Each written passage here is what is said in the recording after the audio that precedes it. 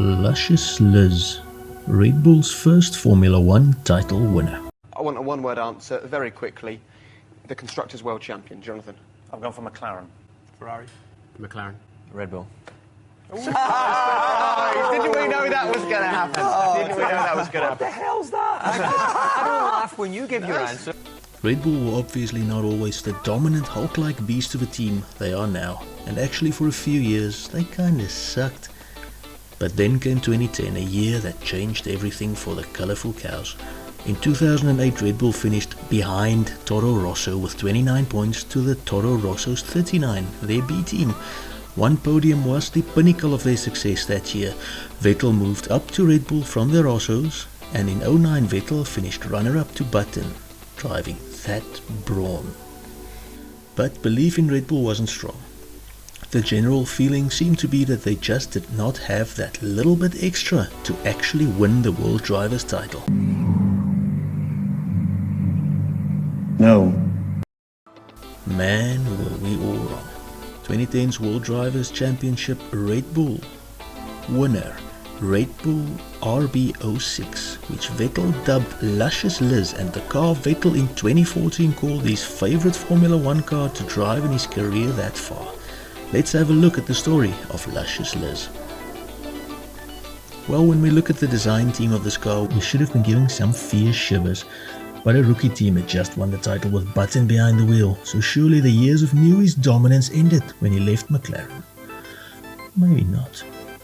The RB06 design team consisted of Adrian Newey, Rob Marshall, Steve Winstanley, Dave Warner, Mark Ellis, Andrew Green, Gilles Wood, Peter Prodromo, and Dan Fallows.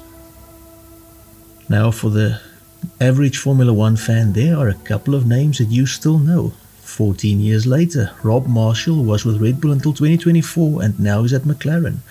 Andrew Green is currently Chief Technical Officer at Aston Martin. Dan Fallows is currently Technical Director of Aston Martin. Peter Prodromo is currently Technical Director Aerodynamics for McLaren. And of course Adrian Newey is the most successful designer the sport has ever seen. This team of geniuses,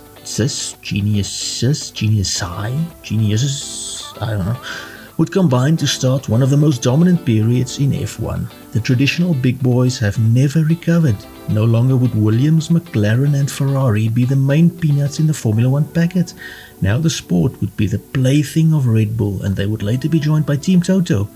And as of 2024, this remains the case. The RB06 was powered by Renault and driven by a young hotshot Sebastian Vettel and fan favourite veteran Mark Webber.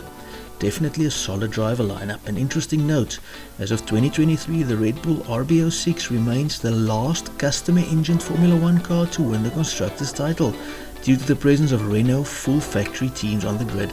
From 2011 to 15, Red Bull Racing was officially promoted to Renault Full Works Partnership Independent Team status when Renault had sold off their factory team to Lotus or Gemini or whatever they were calling themselves then. That team has had more names than a Kardashian has had boyfriends. Let's have a look at the season summary. Pre-season, surely McLaren must have been the hot favourites for the title.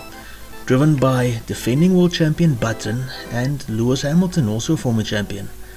Powered by mighty Mercedes. Mercedes themselves had Rosberg and Schumacher. Ferrari had Alonso and Massa. We were heading for a title fight between all the big boys.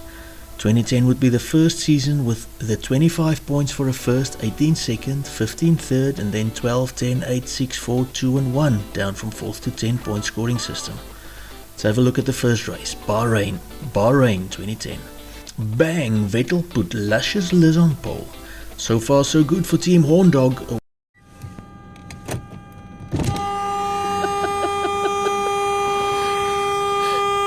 No alleged scandals referred to here in 2024.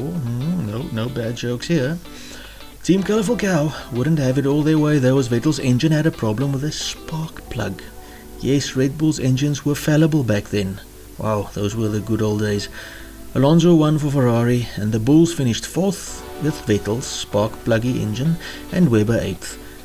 Next up in the land down under, Vettel again qualied on pole and again a technical issue cost him the win. a loose wheel nut forcing the race leader out of it. Webber ended in 9th and Button won for my back then not papaya-coloured McLarens. In Malaysia, nothing broke and the RB6 shone bright like a diamond.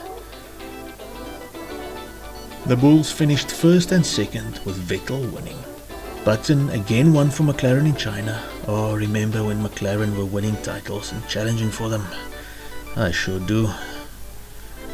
Then Webber awoke from his Aussie siesta or whatever they take down there and won the next 2 races in a row. Red Bull and McLaren were looking like the main peanuts in the 2010 title pack. Then came Turkey. Webber was leading when Vettel attempted a pass on lap 40 that ended with the 2 Red Bulls colliding, handing the win to Hamilton's McLaren. Red Bull now had a wee bit of tension build up between its 2 drivers. Hamilton would also win in Canada. Then the European Grand Prix. Webber did this. I believe in the pre-Halo era, Mr. Webber owes Jesus some thanks for keeping him alive in this crash. In Britain, Webber passed Vettel for the win after the team had removed Webber's new front wing and given it to Vettel after the German broke his in practice. Luckily, Red Bull have never been in the habit of not treating their drivers equally.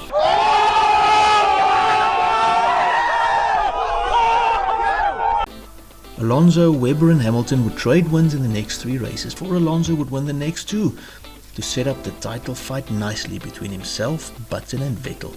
Vettel and Alonso would then trade wins before Vettel would win the final 2 races of the season to clinch the title by 256 points to Alonso's 252. Winner by 4 points. Red Bull would also win their first Constructors' title with 498 points to McLaren's 454. The cold drink makers had done it. They were now world champions and the elite of the sport could no longer scoff. They were now dining at the big boys table and would remain one of the big boys themselves until when I'm making this video. The RB06 would win 9 races from 19 with 15 poles and 6 fastest laps to become Red Bull's very first F1 title winner. And that, friendly friends, is the story of Luscious Liz. If you enjoyed the video, please consider subscribing and sharing the video and have a look at some of the other playlists on our channel. I promise there's bound to be something that interests you. Truesbop. Nanaskopella. Scouts honor. I promise. And any guys, thank you for watching. God bless you and goodbye.